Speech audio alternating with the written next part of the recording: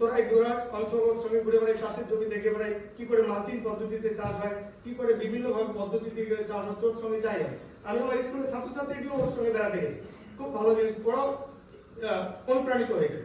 তাই আমি আপনাদের সবাইকে বলবো, ট্রেনিংটা নিন, ট্রেনিংটাকে ইমপ্লিমেন্ট করুন, এবং অনেকগুলো ট্রেনিং নেওয়ার পরে যেটা ভালো লাগবে সেটাতে ফোকাস দিন, এবং প্রথমে নিজে শিখুন, তারপরে লোক রাখুন, তারপরে কারখানা তৈরি করুন। স্যাররা আজকে এমএসএমইর মধ্য দিয়ে, ক্ষুদ্র শিল্পের মধ্য দিয়ে প্রচুর ঋণ দিচ্ছে, আপনারা অনেক কিছু পাবেন, আর এখানেও একটা সার্টিফিকেট পেয়ে যাবেন আপনারা। এই সমস্ত সুযোগ আগে ছিল না, আজকে পশ্চিমবঙ্গ সরকার এবং কেন্দ্রীয় সরকারের সুবিধার্থে বহু মায়েদের স্বনির্ভর করার জন্য চেষ্টা হচ্ছে।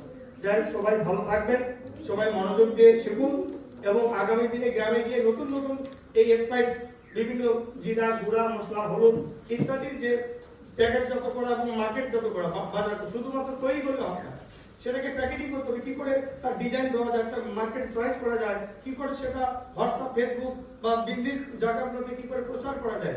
যত বেশি মার্কেটিং করার কথা শিখতে হবে, নিজে বানালে হবে না, বিক্রি করার মানসিকতা তৈরি করতে হবে।